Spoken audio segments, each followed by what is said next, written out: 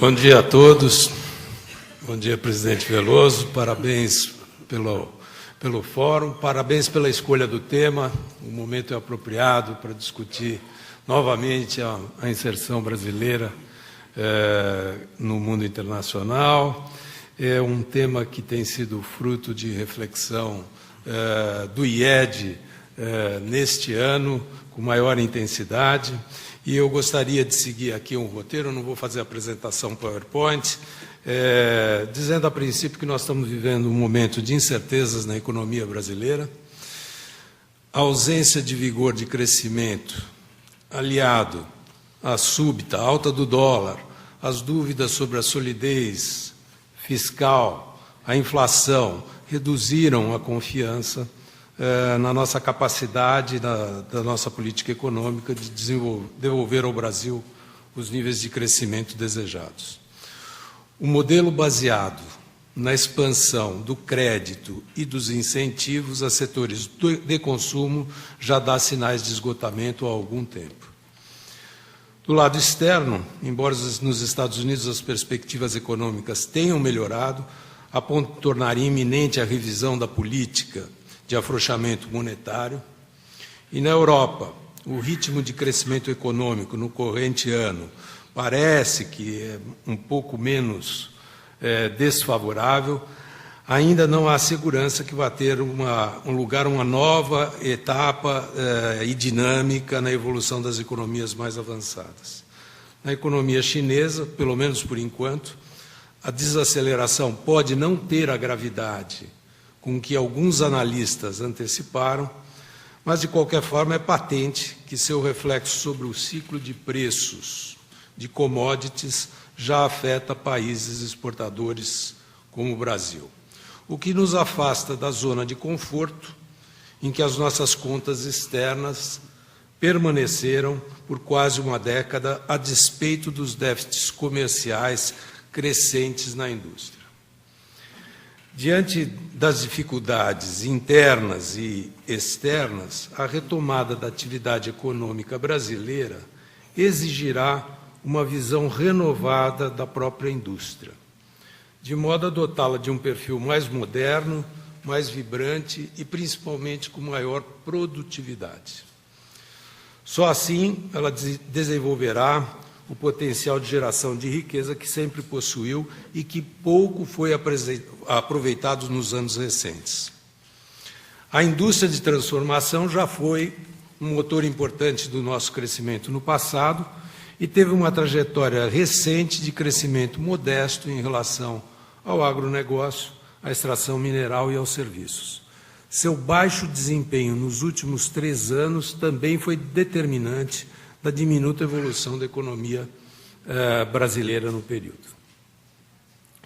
Falando um pouco de abertura e integração internacional, que é o tema do nosso fórum, nosso ver, uma profunda reorientação industrial é condição para uma nova fase de expansão da economia. Isto pressupõe um reposicionamento da indústria em direção a uma maior abertura e uma mais profunda integração internacional como meios de solucionar a questão central que restringe o desenvolvimento industrial de hoje, qual seja a baixa produtividade. Abertura e integração internacional da economia brasileira servirão para estabelecer padrões de competição que tornarão de vital relevância para as empresas a permanente melhora da qualidade, da inovação e, consequentemente, da produtividade. A globalização das últimas 3 décadas reconfigurou o crescimento econômico do mundo, abrindo canais importantíssimos para que economias emergentes se aproximassem do mundo desenvolvido. Só marginalmente o Brasil participou desse processo, não conquistando como deveria o seu espaço no mapa global da produção e dos avanços tecnológicos. O afastamento da economia brasileira da economia mundial decorre, em parte, do câmbio defasado, que prevaleceu por um longo período, e dos elevados custos internos de produção, mas também veio em consequência da inexistência de políticas para integrar o país nos fluxos de comércio mais dinâmicos do mundo.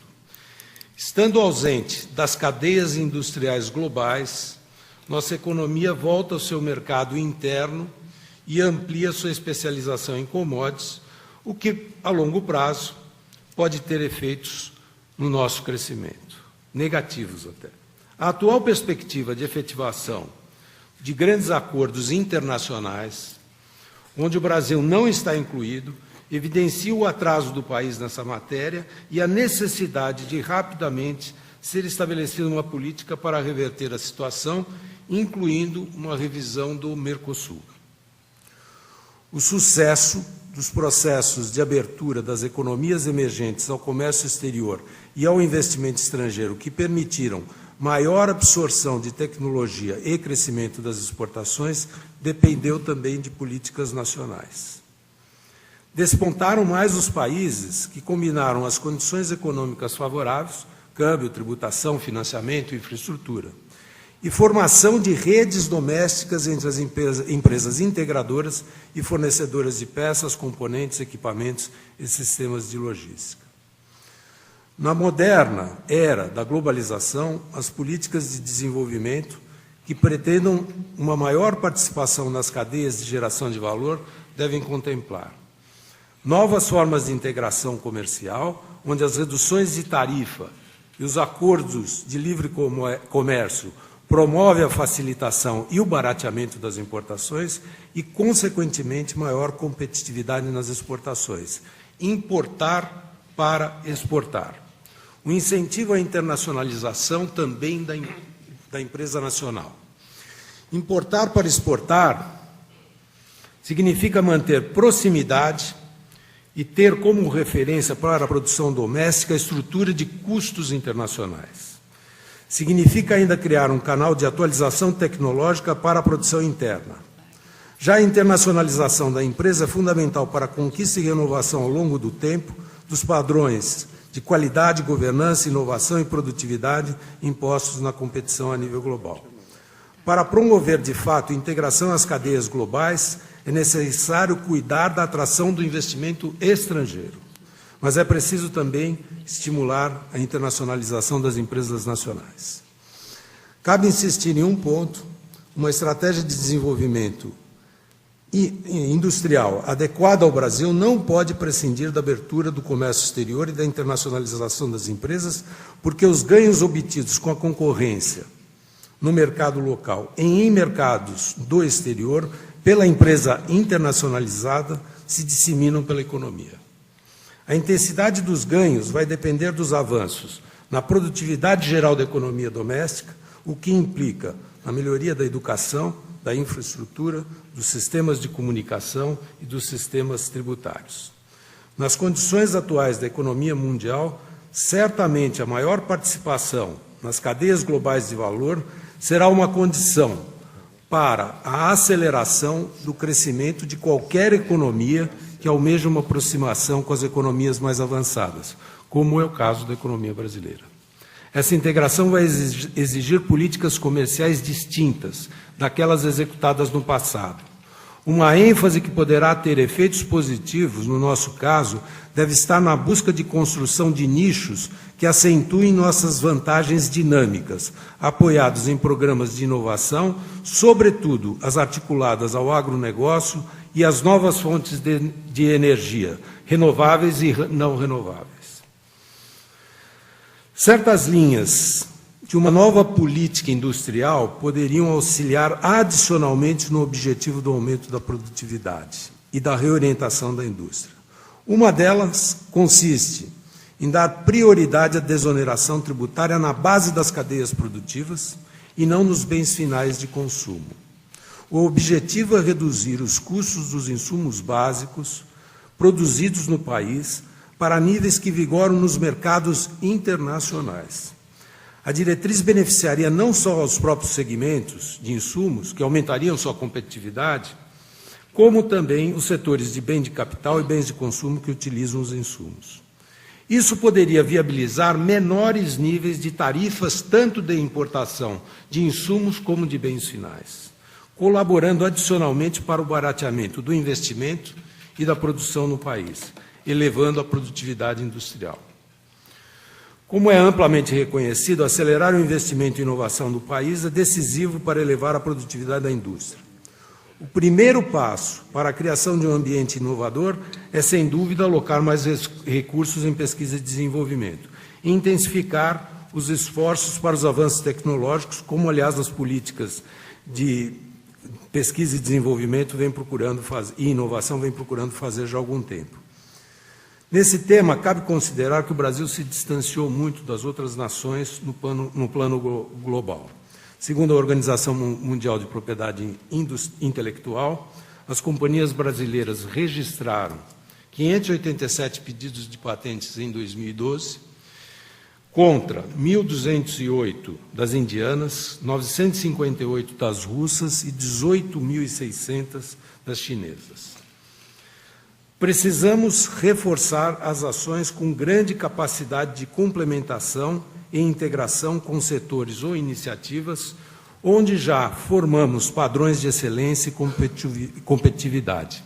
Assim, um dos objetivos dos investimentos nessa área deve ser o desenvolvimento de tecnologias que permitam adicionar valor às matérias-primas locais de origem mineral, energética ou agropecuária, gerando mais competitividade para o país. Como se sabe, a indústria brasileira adquire em larga escala insumos produzidos internamente pela agropecuária, pela indústria extrativa, mas é também grande demandadora de serviços de qualidade. Por exigência da competição internacional, o avanço tecnológico contínuo do setor industrial levará tanto a própria indústria quanto o setor de serviços a investirem em mão de obra qualificada. O benefício desse processo ao país será relevante, pois, embora o nível de ocupação na economia brasileira se encontre no maior patamar da história, a renda dos brasileiros ainda é baixa, impondo-se a criação de empregos de maior qualificação e rendimentos. A indústria poderá contribuir diretamente para este processo, mas também poderá fazê-lo de forma indireta, na medida em que seu crescimento se desdobrar em maior dinamismo na contratação de serviços. A política poderia conceber instrumentos de apoio e incentivo para potencializar o crescimento dos setores industriais com maior capacidade de integração e complementaridade com os demais setores da economia.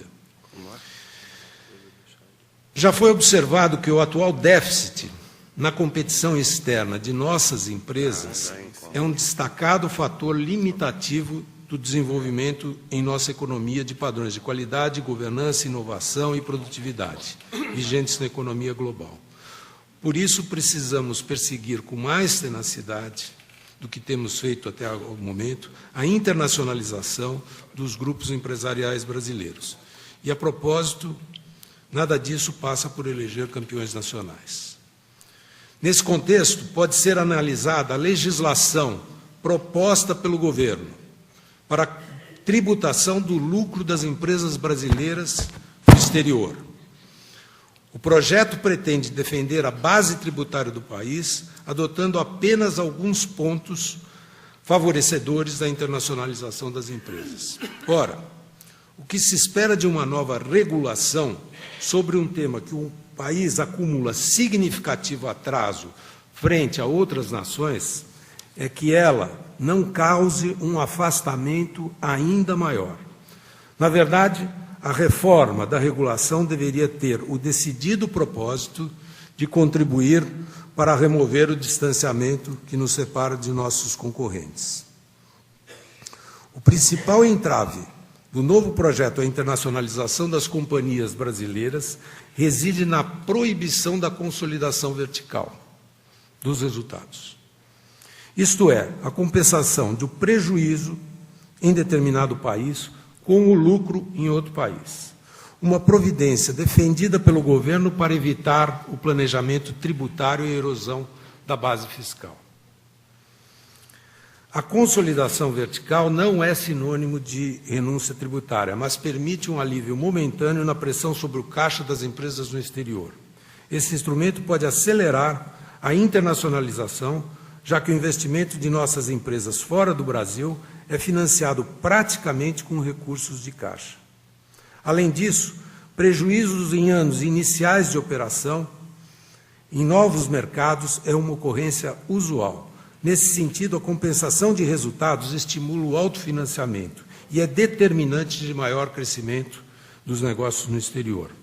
Em suma, o dilema reside no seguinte fato: ao buscar maior controle sobre o resultado das empresas internacionalizadas, o governo acaba inibindo a integração mais rápida e adequada de nossa economia ao cenário global, com prejuízos para o seu próprio desenvolvimento produtivo e tecnológico.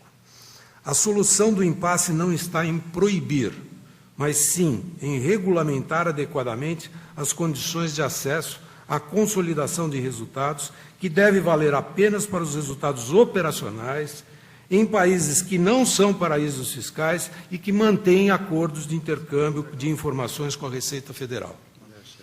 Ademais, as contas das empresas no exterior devem ter total transparência. Estou terminando, ministro. Para se evitar que as companhias sejam submetidas a regimes tributários desvantajosos diante de seus competidores, a compensação de resultados poderia ser admitida em um prazo razoavelmente longo. Exemplo, 15 anos, para que as empresas brasileiras possam fazer o catching up. Há um debate entre as economias desenvolvidas sobre a necessidade de revisão da legislação atual que facilita a erosão fiscal nos países de origem das grandes empresas internacionais.